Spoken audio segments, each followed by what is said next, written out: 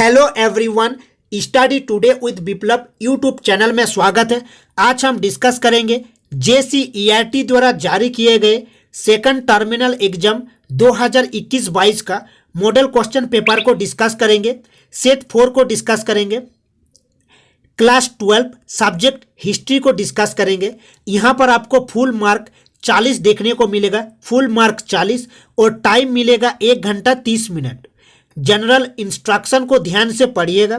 General जो instruction दिया हुआ है इसको ध्यान से पढ़िएगा। यहाँ पर क्वेश्चन 1 से 7 तक अति लघु उत्तरीय प्रश्न देखने को मिलेगा। 1 से 7 तक अति लघु उत्तरीय प्रश्न देखने को मिलेगा।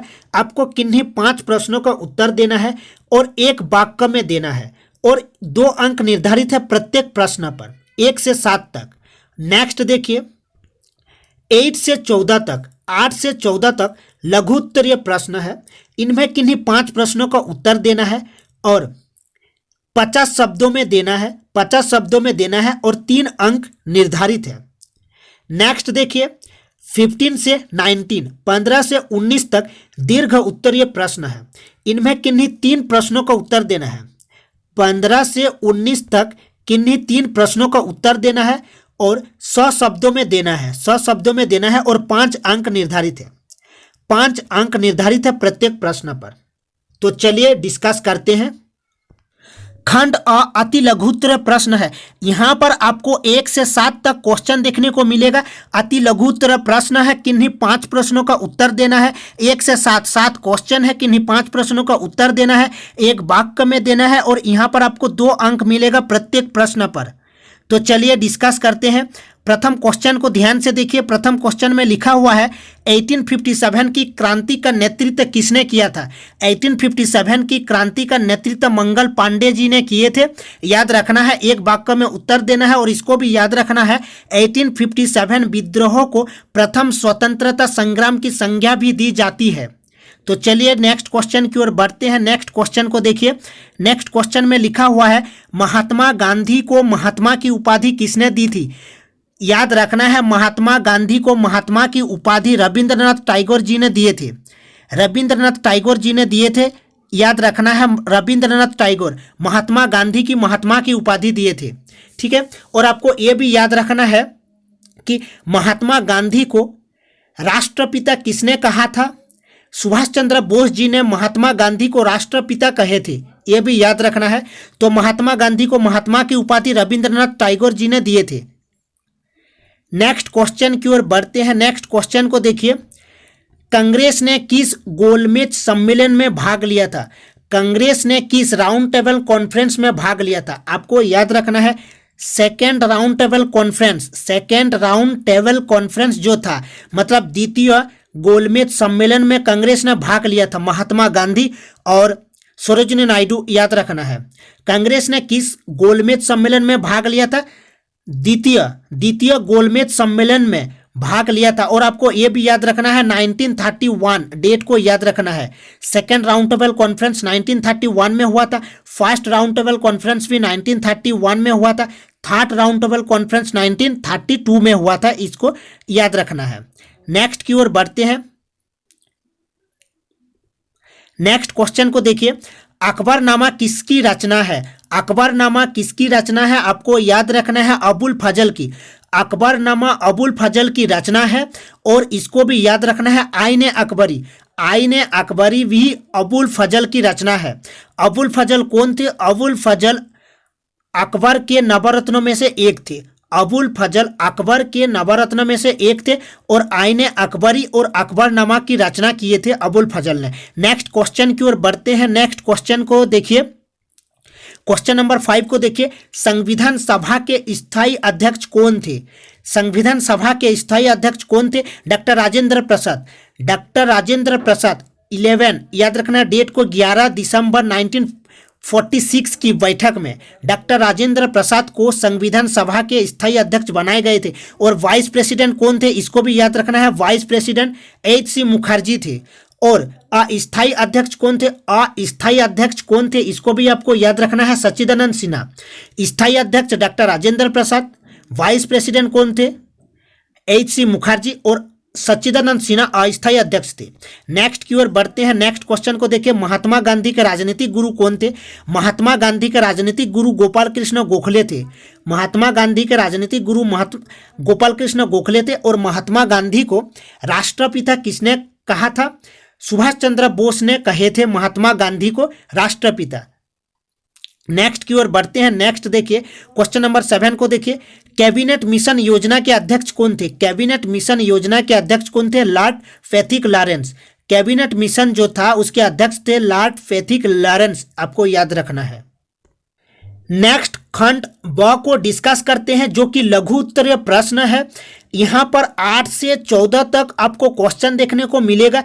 किन्हीं 5 प्रश्नों का उत्तर देना है और 50 शब्दों में देना है। प्रत्येक प्रश्न पर 3 अंक निर्धारित है। तो चलिए डिस्कस करते हैं। क्वेश्चन नंबर 8 को ध्यान से देखिए। साइमन कमीशन पर प्रकाश डाले। साइमन कमीशन पर प्रकाश डाले। आंसर को ध्यान से देखिए।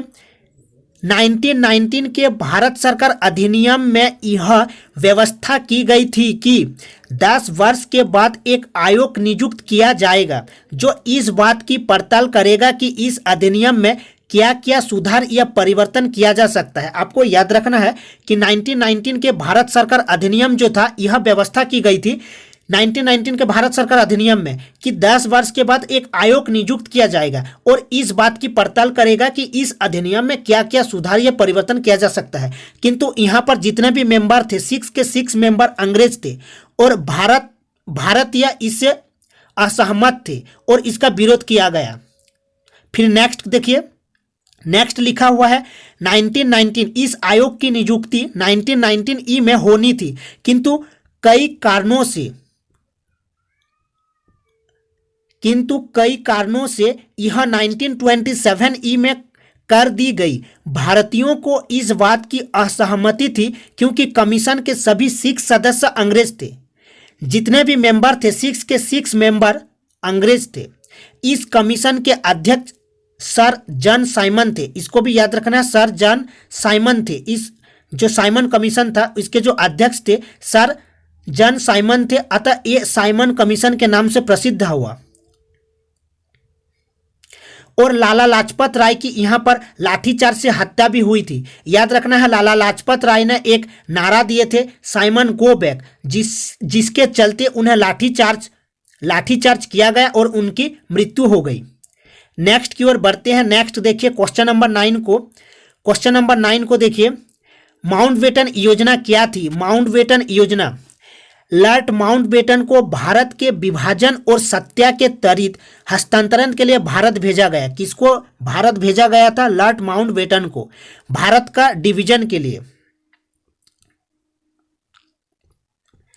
3 जून 1947 को माउंटबेटन ने अपनी योजना प्रस्तुत की, जिसमें भारत की राजनीतिक समस्या को हल करने के विभिन्न चरणों की रूपरेखा प्रस्तुत की गई थी। ये थे माउंटबेटन प्लान।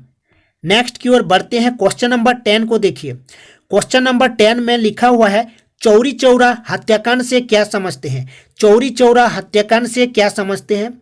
आंसर को ध्यान से देखिए। चौरी चौरा जनाक्रोश 4 फरवरी 1922 को ब्रिटिश भारत में संयुक्त राज्य के गोरखपुर जिले के चौरी चौरा में हुई थी, जब असहयोग आंदोलन में भाग लेने वाले प्रदर्शनकारियों का एक बड़ा समूह पुलिस के साथ भिड़ गया था। इस घटना के कारण 3 नागरिकों और 22 पुलिस कर्मियों की मृत्यु हुई थी। आपको याद रखना है, चौरी चौरा हत्याकांड। क्वेश्चन नंबर 11 को देखिए। 1857 की क्रांति के सैनिक कारण का उल्लेख करें। 1857 का जो क्रांति था, सैनिकों का क्रांति, उनका उल्लेख करें। किस कारण हुआ था? देखिए, भारतीय सैनिक मानते थे जो समुद्र पार जाने का मतलब धर्म भ्रष्ट हो जाना मानते थे। भारतीय सैनिक मानते थे कि समुद्र पार मतलब धर्म भ्रष्ट हो जाना। उन्हें जबरन समुद्र पार जाने को बाध्य किया गया। दाढ़ी काटने का आदेश से मुस्लिम सैनिक में असंतोष व्याप्त था। चमड़े की टोपी पहनने का कुलीन ब्राह्मण सैनिकों ने विरोध किया कि वे कुलीन ब्राह्मण चमड़े का टोपी नहीं पहनेंगे। उन्हें जबरन पहनने को कहा जाता था। उच्च पद के जो लोग होते थे, उच्च पद में जो ऑफिसर होते थे, वो अंग्रेज सैनिकों को ही मिलते थे। ब्रिटिश सैनिक अधिकारी भारतीय सैनिकों के साथ ब्रिटिश सैनिक अधिकारी भारतीय सैनिकों के साथ दुर्व्यवहार करते थे। सन 1854 ई में 1854 ई में डाक अधिनियम पारित हुआ। इसके तहत सैनिकों की निःशुल्क डाक सुविधाएं भी समाप्त कर दी गई थी, जिसके कारण 1857 की सैनिक क्रांति हुआ। आपको ये सब याद रखना है। नेक्स्ट की ओर बढ़ते हैं। नेक्स्ट देखिए, क्वेश्चन नंबर 12 को ध्यान से देखिए। कैबिनेट मिशन योजना से आप क्या समझते थे? कैबिनेट मिशन प्लान जो था, इससे आप क्या समझते थे? कैबिनेट मिशन योजना 1946, याद रखना है 1946 को ब्रिटिश प्रधानमंत्री इटली ने, याद रखना है ब्रिटिश प्रधानमंत्री कौन थे? 1946 में एटली हाउस ऑफ कॉमन्स में यह घोषणा कर दी गई, भारतीय को स्वतंत्रता होने का पूर्ण अधिकार है। इसके लिए एटली भारत में 3 सदस्य उच्च स्तरीय संसदीय दल भेजने का निर्णय किया। इस समिति में सर स्टेफोर्ड क्रिप्स वेफर्ड बोर्ड के जो अध्यक्ष थे, स्टेफोर्ड क्रिप्स वेफर्ड बोर्ड के अध्यक्ष थे, लॉर्ड पैथिक लॉरेंस भारत सचिव थे और A.V. अलेक्जेंडर नौसेना मंत्री थे। ये तीनों, इस प्रतिनिधि मंडल को कैबिनेट मिशन के नाम से जाना जाता है। नेक्स्ट की ओर बढ़ते हैं। नेक्स्ट देखिए, क्वेश्चन नंबर 13 को ध्यान से देखिए। सहायक संधि क्या थी? इसकी किन्हीं 3 विशेषताओं का उल्लेख करें। आपको किन्हीं 50 शब्दों में उत्तर देना है। भारतीय उपमहाद्वीप में लॉर्ड वेलेस्ली 1798 से 1805 तक उनका अधिकार था। भारतीय उपमहाद्वीप में लॉर्ड वेलेस्ली का, ठीक है। भारत में अंग्रेजी राज्य के विस्तार के लिए सहायक संधि का प्रयोग किया था। किसने? लॉर्ड वेलेस्ली ने प्रयोग किया था। 1798 से 1805 तक उनका अधिकार था लॉर्ड वेलेस्ली का कि अंग्रेजी राज्य कैसे विस्तार हो सके, सहायक संधि का प्रयोग किया था। यह इस प्रकार की संधि है जो ब्रिटिश ईस्ट इंडिया कंपनी और भारतीय रियासतों के बीच में हुई थी। इसकी 3 विशेषताएं को देखिए। इसकी 3 विशेषताएं, प्रथम विशेषता को देखिए, अंग्रेजों के साथ सहायक गठबंधन करने वाले भारतीय शासक को अपने साये के सशस्त्र बलों को भंग करना पड़ा और अपने क्षेत्र में ब्रिटिश सेना को स्वीकार करना पड़ा।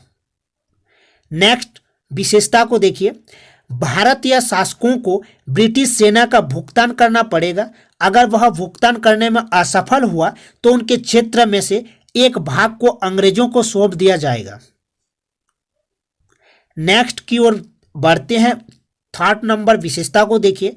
इसके बदले में अंग्रेजों विदेशी आक्रमण या आंतरिक विद्रोह से भारतीय रियासतों की रक्षा करेगा। नेक्स्ट की ओर बढ़ते हैं। क्वेश्चन नंबर 14 को देखिए। क्रिप्स मिशन के बारे में संक्षिप्त टिप्पणी लिखिए। क्रिप्स मिशन मार्च 1942 में ब्रिटिश सरकार द्वारा भारत भेजा गया एक मिशन था, जिसका उद्देश्य क्या था? द्वितीय विश्व युद्ध के समय अपने लिए भारत का पूर्ण सहयोग प्राप्त करना था। सर स्टेफोर्ड क्रिप्स इसके अध्यक्ष थे। तो ये थे इंपॉर्टेंट क्वेश्चन जो कि आपको एग्जाम में देखने को मिलेगा। अगर आप अभी तक वीडियो को लाइक नहीं किए हैं तो वीडियो को लाइक करिएगा और मिलते हैं नेक्स्ट वीडियो में।